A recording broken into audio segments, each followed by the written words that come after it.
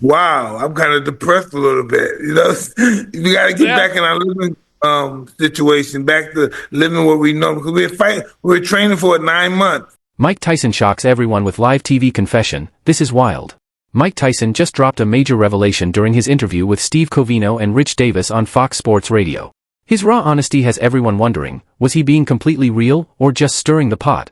For weeks, fans have been caught in a whirlwind of speculation. Was November 15th a planned publicity stunt, a rigged event, or simply a total disaster? Tyson's words might just change everything. It was Steve Covino and Rich Davis on Fox Sports Radio. And let me tell you, Neither Mike Tyson nor Jake Paul seemed eager to set the record straight, leaving fans drowning in speculation and frustration. But now, Tyson has finally spoken up, and the way he tells it, raw and unfiltered, will have you both laughing and cringing at the same time. Believe him or not, one thing's for sure, Mike Tyson knows exactly how to keep us glued to our seats. Oh, no, I don't remember the fight that much. I kind of blanked out a little. Sir, did you watch it back or anything or no? I'm going to watch the fight. No, I have not. Mike Tyson's showdown with Jake Paul was an emotional roller coaster for everyone watching. But despite the massive payday and all the hype, Tyson didn't walk away feeling victorious. Instead, he admitted it left him feeling depressed. Yes, the same man who once struck fear into entire boxing divisions revealed that the whole experience brought him down. What was he doing at the ring? Oh, yeah, a little bow at the end. He bowed. That's the last thing I remember. For Mike Tyson, knocking someone out isn't the only hit that matters. The emotional aftermath can be just as intense. After 9 months of brutal training, all for one night under the bright lights, Tyson woke up the next day to a harsh reality: life just moves on.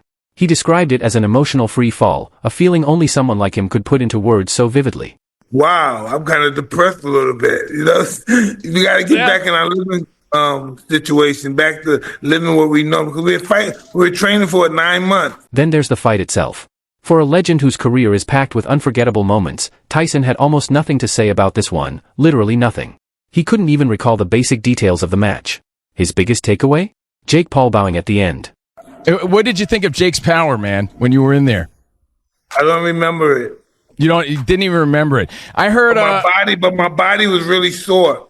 It was sore the next day? Yeah, my body, my chest, my stomach and stuff was really sore. That's it. No detailed breakdown of punches, no epic strategy talk. Just a blurry memory of a YouTuber showing respect.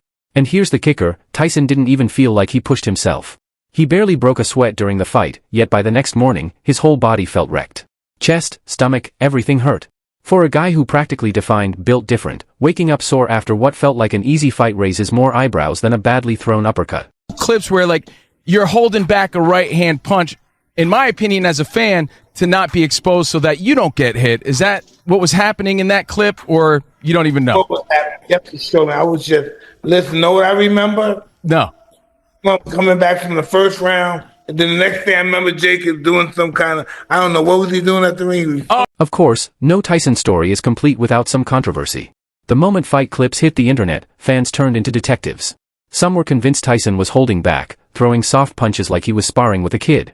Others saw it as a harsh reality check. Maybe age had finally caught up with the legend, and at 60-something, he just couldn't land those devastating blows anymore. Oh, not at all. Listen, I wouldn't have realized any of it if it went 3-minute rounds. I didn't realize it. Then there were the fans who called the whole thing staged, a scripted spectacle designed to keep the Jake Paul hype train rolling. And Tyson? He just shrugged it off. Literally. On live radio, he admitted he barely remembers the fight. Was it adrenaline? Nerves? Decades of punches to the head? Who knows? But one thing's for sure, Tyson's own confusion only adds more fuel to the conspiracy fire. Hey, after I woke up, I told my wife, why did I do that? I don't know. I just don't know what the hell goes on. And what was her response? What was your family's response to everything? They were just supporting me. And here's the wild part, over 108 million people tuned in to watch Tyson's latest spectacle. Once again, he proved that no matter what he's doing, people will show up. Honestly, he could probably sell out a crowd just by standing in a grocery store checkout line. Yeah, I am happy my family saw that. But we don't normally go around and talk about me fighting and stuff. I say I'm a fight, and then they say, Dad's gonna fight. Even Tyson's family got a front row seat to this massive wave of public admiration. Imagine being one of his kids. At home, he's just the dad telling you to eat your veggies. But then, you see millions of people chanting his name. Tyson admitted it was surreal for his family. For years, he kept his boxing career separate from his home life, but this fight changed everything.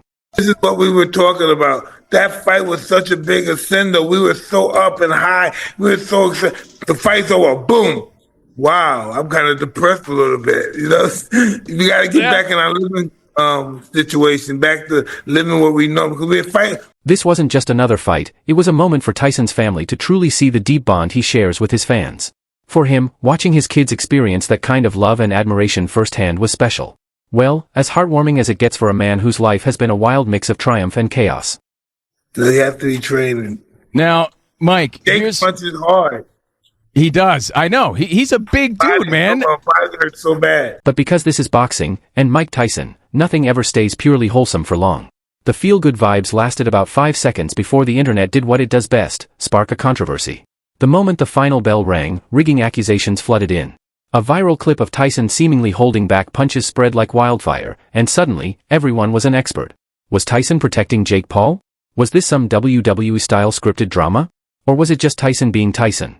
The theories were endless, and the debate got just as intense as the fight itself. Jake Paul's team wasn't having it. They clapped back, calling the accusations ridiculous and reminding everyone that the fight was fully sanctioned and followed all professional boxing rules. They even took a jab at critics for downplaying the hard work both fighters put in. But here's the thing, boxing fans never let things go that easily. At 58 to do it, finally. I don't know. Let's fight, Jake. You know, we talked about it for years. Let's just do it. Then, in true Tyson fashion, he threw even more fuel on the fire during his post-fight interview. When asked about the moments fans found suspicious, he simply shrugged and said he had no idea what they were talking about. Combine that with his earlier confession that he barely remembers the fight, and you've got the perfect recipe for peak internet speculation. Was he being brutally honest? Or was this his way of dodging the tough questions? The mystery only made the whole thing even juicier. I see. Is that your house right there? Yeah, I was going to say, you're living in a beautiful place. Yes, I am. Looks like you're living large right now. Very fortunate. I'm very fortunate. Yes, thank God. Allahu Akbar. But Tyson didn't let the controversy slow him down. Instead, he used it as fuel to build an entirely new empire, starting with his cannabis brand, Tyson 2.0. And let's take a moment to appreciate the genius of this move. Only Mike Tyson could turn one of the most infamous moments in sports history into a best-selling edible. Lit up, Tyson 2.0. Last time we saw you in Vegas, you handed me a bag of your Mike Bites, the edibles. Fantastic. I loved them. Yes, I'm talking about Mike Bites, those ear-shaped gummies that pay tribute to his infamous 1997 showdown with Evander Holyfield. You'd think it was just a gimmick, right? Nope. It's a full-blown moneymaker, with sales skyrocketing faster than a Tyson uppercut. His transition from heavyweight champ to cannabis mogul has been so seamless, it almost makes you wonder if he planned it all along. You got Tyson 2.0. Well, tell us what we got to be trying, and what do you recommend for a guy that's open to this? Hey, I recommend you try everything. Yeah? Open your mind up? You try everything, yeah. But Tyson 2.0 isn't just about novelty snacks, it's a growing empire, and Tyson is making sure the hype never dies. Case in point, his upcoming Netflix special. This project promises to showcase all the wild, unfiltered, and downright hilarious sides of Tyson that fans can't get enough of. And this isn't just another basic documentary, it's Tyson stepping back into the entertainment spotlight, where he's already scored hits like The Hangover. Fans are losing their minds trying to predict his next move, and honestly, so are we. Well, I think it's going to be the ass now, but the Tyson butt cheeks. I don't know, guys. Yo, Mike, you should come out with an edible, Tyson's butt cheeks, right? So that people can eat it. Oh, I like that You one. like that? Tyson's cheeks. Oh, sweet cheeks. Yo, Tyson's sweet cheeks. I can see it now. you know what? And then there's the butt cheeks moment. Yes, you read that right. Tyson, ever the king of self-awareness, joked about launching an edible called Sweet Cheeks after his post-fight derriere moment went viral. It started as a joke, but let's be real, knowing Tyson, this could easily end up on dispensary shelves. Fans are eating it up, figuratively, for now, proving once again that Tyson's ability to embrace the absurd only makes him more lovable.